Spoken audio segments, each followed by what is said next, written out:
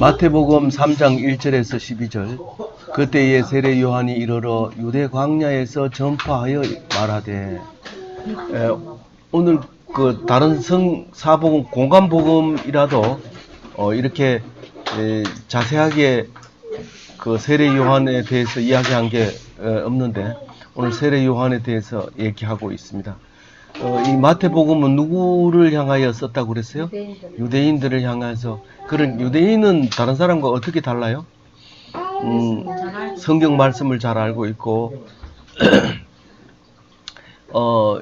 또 그 법에 대해서 잘 알고 있고 율법에 대해서 역사에 대해서 잘 알고 있고 또 특히 그 예수님이 십자가에 못 박혀 죽은 사건에 대해서 많이 논란을 가지고 있는 게 유대인들입니다. 그래서 그 일에 대해서 이야기하고 있기 때문에 뭐 역사적인 고정이 중요하다든가 뭐 그게 중요한 게 아니라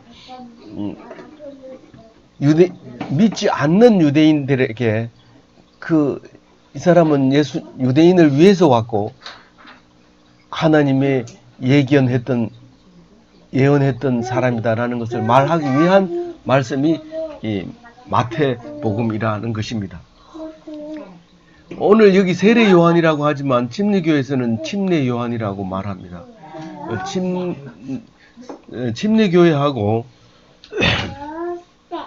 우리 이 개신교에서 쓰는 성경이 다른데 딱 한 군데 세례를 침례로 바꾼 거 말고는 다 똑같습니다. 그래서 우리가 이제 개역 한글을 쓰다 개역 개정을 써도 똑같이 이 세례를 침례로 바꾸어서 그냥 씁니다. 근데 원칙적으로는 물에 잠기면은 침례고 물을 뿌리거나 바르면은 세례입니다. 그래서 이제 형태가 다른데 그래도 이 세례에 대해서 이렇게 우리가 집중적으로 꼽히게 되면 그 말을 안 쓰면은 뭐 완전히 안 되죠. 그래서 그대로 이제 쓰게 되는데 그것을 우리가 이해하고 또 인정해야 되는 것입니다. 그래서 침례 요한, 세례 요한은 무슨 세례를 줬어요? 회개의 세례. 회개의 세례는 죄를 뉘우치고 죄를 고백하고 그리고 고백하면 그것을 사함 받게 되는 세례가 이 회개의 세례, 죄사함의 세례인데 나는 죄가 없으니까 세례 받을 필요 없다 이렇게 말할 수 있을까요? 이 죄라고 하는 것은 어떤 게 죄죠? 원죄라는 말을 쓰지 말고 이제는 수준을 높여야 돼요. 처음에 이제 교리 배울 때는 원죄라는 말을 쓰지만 사실은 우리에게 가지고 있는 하나님과 떨어져 있으면 다 죄진 거예요. 하나님과 떨어져 있으면 그건 다 죄예요. 하나님과 함께 할 때만 죄사함을 받은 거예요. 그래서 자범죄냐 뭐 고범죄냐 뭐 원죄냐 뭐 이렇게 나누지 말고 하나님과 분리되면 죄가 되는 거예요. 그래서 내가 하나님과 떨어졌습니다. 이제부터 하나님과 함께 하겠습니다. 그리고 물로 세례를 받으면 하나님은 용서하시고 하나님이 우리와 함께 계시는 건데 그게 설명이 안 되니까 이렇게 이제 한 거예요. 이 말씀도 예수님 오시기 전의 얘기이기 때문에 굉장히 중요한 얘기입니다. 이거 획기적인 얘기예요. 그때 당시에는. 그리고 세례 요한은 어디에 들어가요? 선지자에 들어가요. 그래서 마지막 선지자로 예언자로 들어가요. 근데 물론 예수님이 오셔가지고 기독교가 전파될 때도 선지자는 있었어요. 여전히 있었지만 그 선지자는 원래 선지자는 예수님이 오시는 것을 예언하는 게 선지자지 예수님이 오고 난 뒤 말하는 선지자는 그거는 다른 도덕적인 수준 낮은 선지자. 그리고 모든 선지자라고 해서 다 성경이 되고 그런 건 아니거든요. 그래서 마지막 선지자라고 얘기를 하고 있어요. 세례 요한은. 그래서 물로 세례를 주는 것과 동시에 죄사함을 받는 거예요. 또 물로 세례를 주는 것과 동시에 성령 세례가 받아줘야 돼요. 근데 그렇지 않는 경우가 있어요. 물로만 세례를 받는 경우고 제사함을 안 받는 경우가 있어요. 그거는 속으로 받는 거기 때문에 그래요. 지금 뒤에서 속으로라는 단어가 나왔죠? 속으로 뭐 하라고 그랬어요? 우리 오늘 읽은 말씀 중에서 속으로 아브라함이 우리 조상이라고 생각하지 말라. 그렇게 속으로 하지 말아요. 겉으로 내가 언제 아브라함을 내 조상이라고 생각했냐 이렇게 말하지 말아요. 그 말도 할 필요 없고 네 속으로 그렇게 생각하지 말란 말이에요. 그러니까 속으로 죄를 고백 안 하면 제사함을 못 받는 거예요. 그 물로 세례를 주는 것은 예수 이름으로 세례를 주다가 맨 초창기에는 나중에 이제 삼위일체의 그 신앙이 확보가 되면서 아버지와 아들과 성령의 이름으로 세례를 주게 됩니다. 그래서 유아 세례든지 어른 세례든지 상관없이 성부와 성자와 성령의 이름으로 세례를 다 받게 됩니다. 이 사실 세례 요한은 광야에서 외치는 자라고 하는 이름이 붙었고 예수보다 6개월 먼저 태어났고 제사장의 희한한 아들이죠. 원래 제사장이 그 아버지 제사장이 하나님 천사가 말할 때 믿지 않았어요. 그래가지고 끝까지 벙어리로 만들어 버렸어요. 그래가지고 아기를 낳고 이름을 요한이라고 짓고 나니까 이제 그때 입을 열어서 말하게 해줬어요. 그래서 예수와는 한 사촌지간이다라고 일부가 얘기를 하고 있습니다. 어쨌든 예수님은 세례 요한에게 세례를 받죠. 예? 예. 2절에 보면 뭐라고 얘기하느냐 하면 광야에서 뭐를 전파한다고요? 외친단 말이에요. 뭐라고? 회개하라 천국이 가까워졌느니라. 회개한다는 것은 죄를 자복하라는 거죠. 나는 하나님하고 떨어져서 내 멋대로 살았습니다 하고 그게 회개하는 거지. 어제 돈가스 남의 거 먹었습니다. 이런 거 회개하라는 게 아닌 거예요. 알겠죠? 그래서 이제 천국이 가까웠다는 건 뭔 뜻이에요? 예수님이 오시게 됐다. 예수님이 오면 왜 천국이에요? 예수님이 하늘나라를 가져왔지만 이제 그거는 이제 좀 더 나은 이제 신학이고 예수님이 오셔서 믿는 자에게 천국으로 들어가게 하시는 거예요. 믿지 않는 사람은 불지옥에 들어가게 하시는 거예요. 그래서 지옥에 슬퍼하라 지옥이 가까워 왔느니라 이 말하고 똑같은 말이에요. 이 같은 말인데 성경이기 때문에 그렇게 안 씁니다. 성경은 성스러운 것만 골라서 쓰니까 빛에 대한 것만 쓰니까 빛이 있으면 어둠이 있는데도 어둠을 표현하지 않습니다. 그래서 항상 그와 같다는 사실을 기억해야 됩니다. 그러니까 내가 회개도 안 하고 천국도 안 갈래 그렇게 하면 안 되고 회개 안 하면 벌써 지옥불로 들어가는데 엄청 뜨거워요.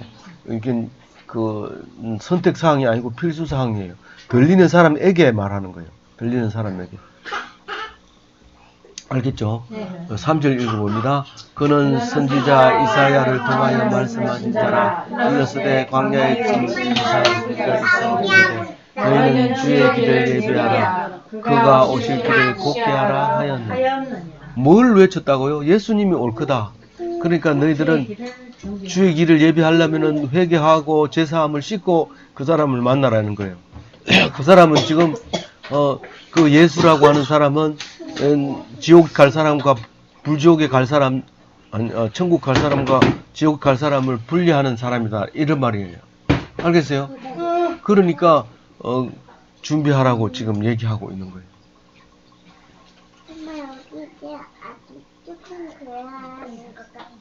그런데 그 이사야 선지자가 뭐라고 그랬어요? 한번 읽어볼까요? 너희는 주의 길을 준비하라. 그가 오실 길을 곱게 하라. 외치는 자의 소리여 이르되 너희는 광야에서 여호와의 길을 예비하라. 예, 그건데 사막에서 우리 하나님 대로를 평탄하게 하라. 예, 그 얘기에 이사야 40장 3절 이제 읽으라 했는데 잘 읽었어요. 감사합니다.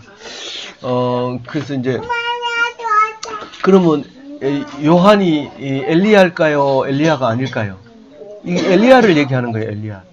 엘리야가 이제 올 거라고 외치는 자의 소리가 있을 거다 이랬는데 이제 그 4절 읽어볼게요.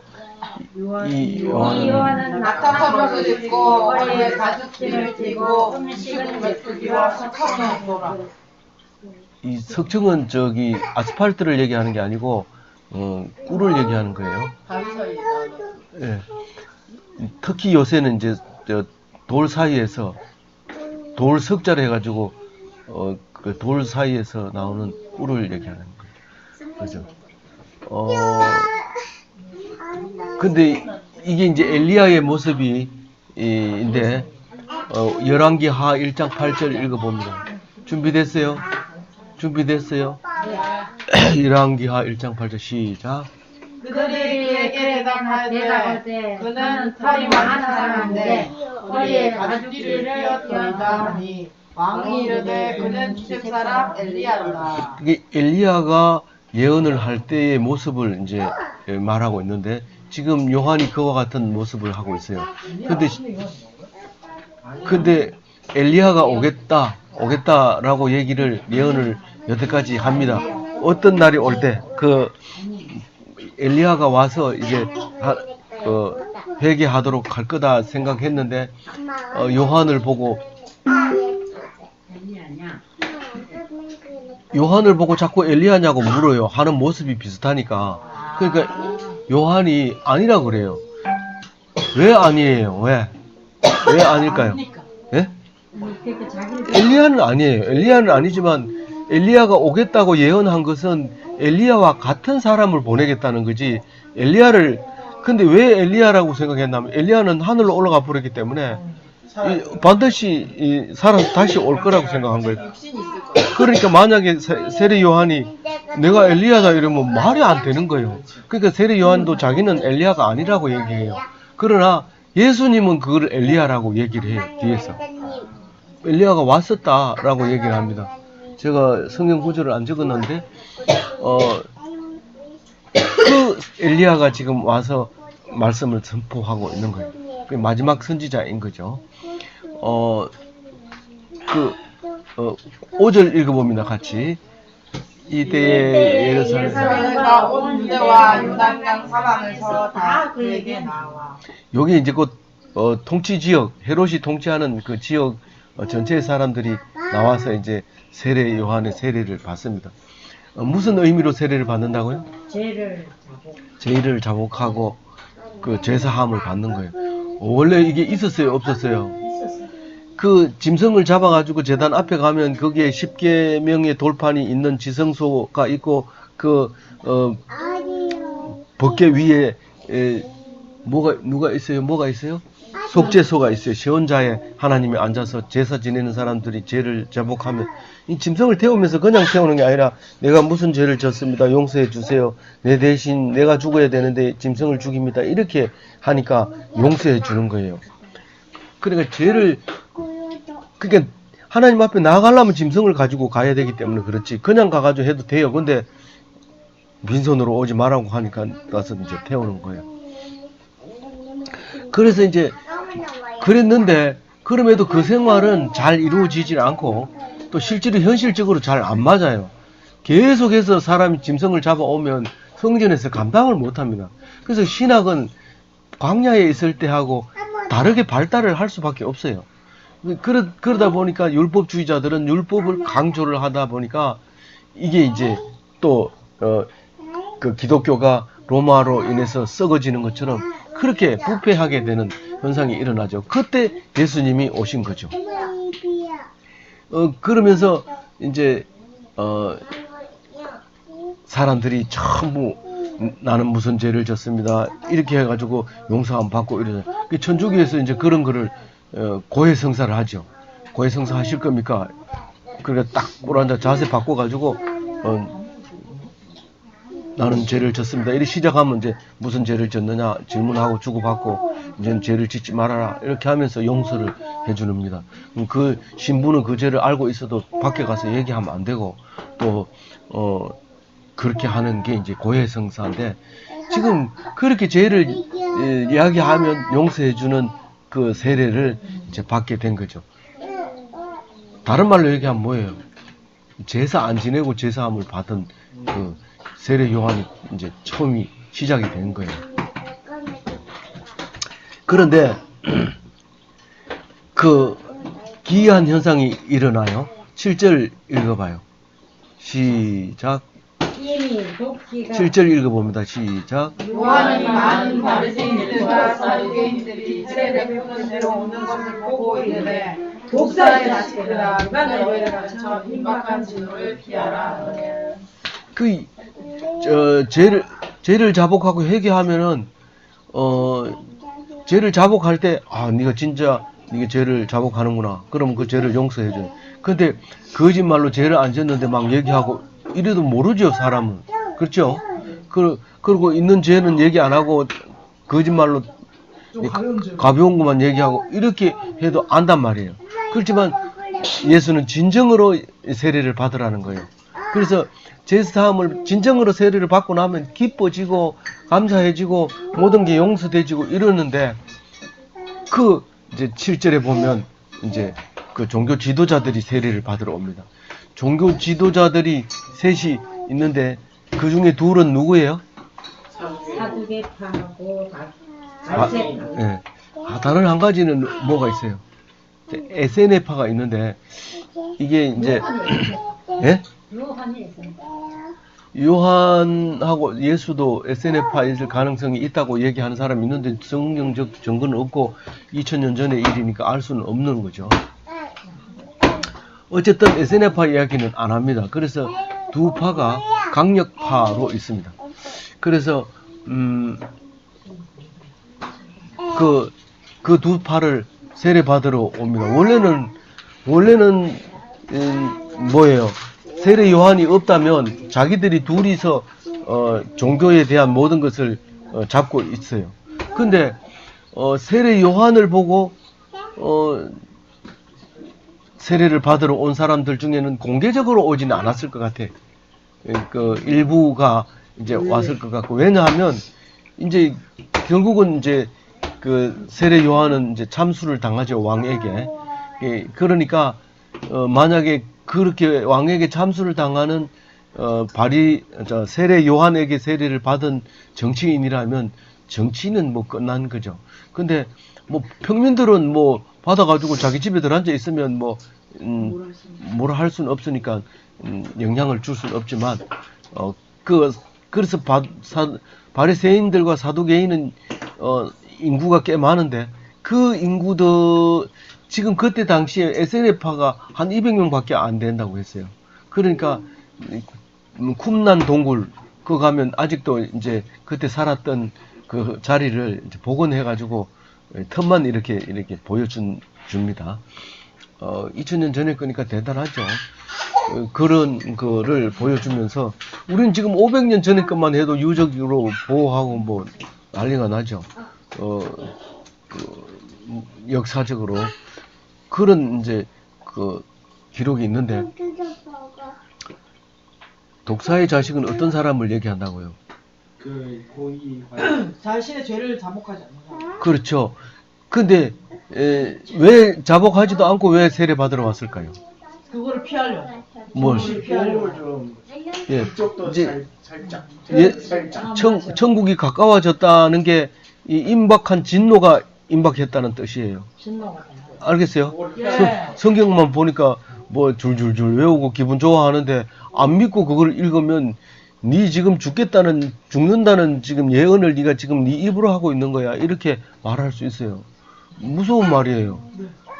내가 죄를 회개하지도 않고 천국이 가까워왔다 좋다 이러면 야 네 그때는 넌 죽는 거야 이렇게 하면 무서운 말이기 때문에 말씀을 잘 읽고 따라해야 돼요.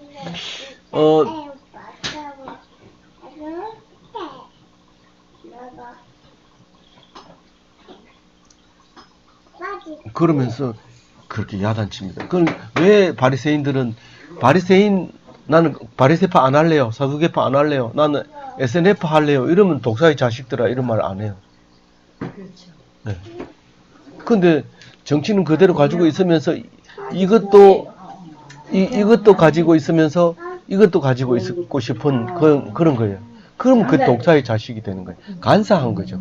간사해요. 갖고 싶고 교회 다니면서 절 중국도 다니면서 가고 싶고 천주교 다니고 꼭 그렇게 얘기하지 않고 교회 다니면서 부정을 저지른다든가 권력을 장악한다든가 이런 거로 오히려 보는 게 왜냐하면 이 교회 안에서 그런 사람이 있거든요. 교회 안에서 절 다니는 사람은 없다고 봐야 되죠. 우리 교회가 부끄럽잖아요. 그런 말이 있더라도 말하지 말아야죠. 그런 얘기는.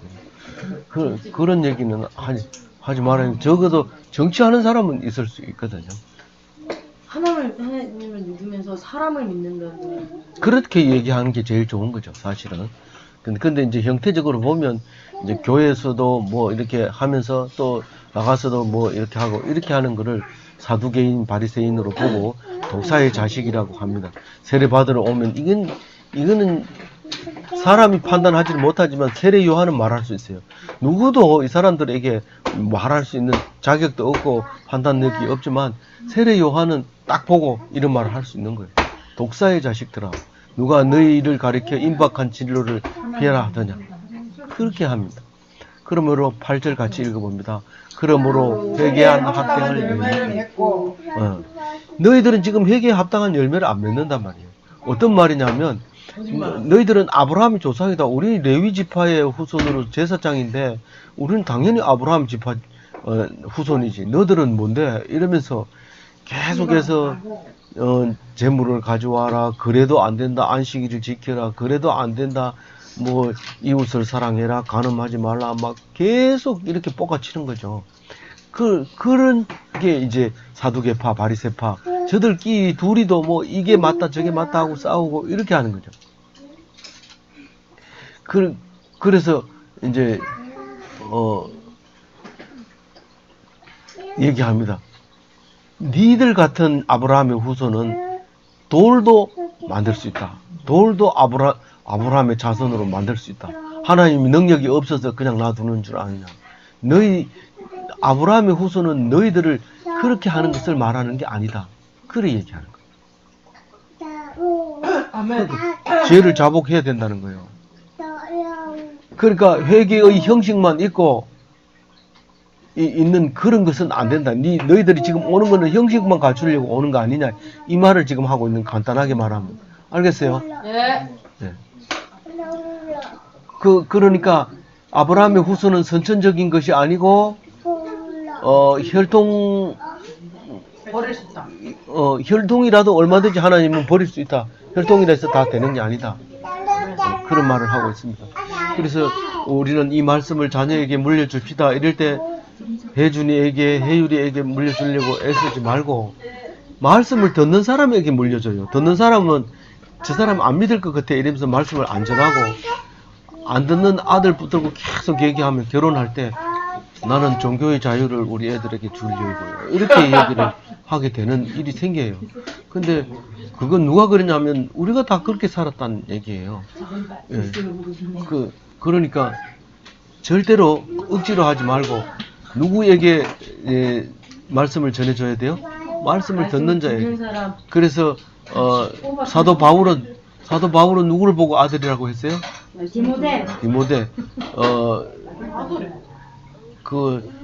베드로는 누구를 보고 아들이라 해요? 누가? 예. 그렇게 자기 아들이 따로 있었던 거죠. 그렇게 얘기를 해서 아브라함의 후손이 되는 거예요. 알겠죠? 네. 10절 읽어봅니다. 준비됐어요? 네. 시작. 이미 도끼가 나무 뿌리에 넣었으니 좋은 열매를 맺지 아니하는 나무마다 찍혀 불에 던지리라. 자, 임이라는 것은 이미 때가 가까이 왔다. 예수님이 가까이 오셨다 이 말이에요. 또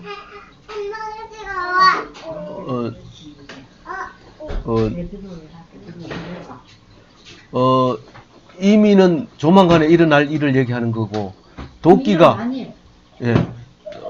도끼가 예수님이 심판하는 도끼예요. 알겠어요? 뭘로 심판하? 열매를 보고 심판해요. 나무 뿌리에 옆에 놓였다는 것은 그 생각의 근본에 놓여 있단 말이에요. 그 밖으로 나타난 게 아니라 나무 뿌리 옆에, 나무 뿌리는 어디로 뻗었는지 몰라요. 그렇죠? 예? 네. 그 본인의 근본적인 생각을 우리는 알지 못해요. 그렇지만 그 뿌리 옆에 딱 놓여 있어요. 누가요? 도끼가. 예, 도끼가 예수님이. 그러니까 마음을 다 읽고 있는 예수님이 옆에 있는 거예요. 뭐 하려고? 심판하래요. 예. 그래서 심판하면 어떤 일이 일어나요? 불에 들어가는 사람이 있고 그 심판을 견디지 못하는 자는 불에 들어간다. 그런 말을 지금 10절에 합니다. 11절 읽어봅니다. 나는 너희로 회개하게 하기 위하여 물로 세례를 베푸거니와 내 뒤에 오시는 이는 나보다 능력이 많으시니 나는 그의 신을 들기도 감당하지 못하겠노라. 뭐 신이 성령과 불로 신은 그 옛날에 집신 같은 거를 신고 다녔기 때문에 신을 여러 클레를 둘러매고 다녀야 돼요. 그래서 종에게 신을 이렇게 들고 다니게 했어요. 근데 여기서는 번역을 그 전에 거는 번역은 신들매 풀기도 감당치 못하겠노라 이랬는데 로마 시대의 신이 이게 여기 저 무릎까지 올라오는 장화 같은 게 있는데 그 신을 끈을 매려면 종이 매줘야 돼요. 그걸 들고 다녀야 되는데 그걸 그 신들매를 푸는 것도 감당을 못한다는 얘기는 그 종보다도 못하다 이런 말이에요. 그래서 요한이 주는 세례는 회개와 죄를 용서하지만 예수님이 주는 세례는 성령 세례. 성령과 불로 12절 읽어봅니다. 손에 키를 들고 자기의 바닥을 정하게 하사 알곡은 모아 곳간에 들이고 쭉정이는 꺼지지 않는 불에 태우시리라. 반드시 타작한다는 거예요. 타작. 너는 쭉정이, 너는 알고 반드시 세례를 보지 못한 자들의 심판은 불신의 심판, 지옥불에 던져지는 꺼지지 않는 불에 던져진다. 그래서 세례 꼭 받아야 돼요. 그래서 이거를 중요한 건데. 근데 그러면 여기서는 세례 요한, 예, 침례 요한이라고 있잖아요. 예, 그럼 침례는 아닌 거 아니에요? 어차피 그 다음에 예수님이 오셔서 세례를 따로 주잖아요. 예, 이제 세례 요한을 침례 요한이라고 부르는 거죠. 근데 침례 교회는 침례를 또 주잖아요. 네. 아, 세례 요한. 세례를 받고. 감사합니다. 이래서 예수님으로 말미암아 믿음으로 큰 복 받는 기독교인이 다 되시기 바랍니다. 아멘.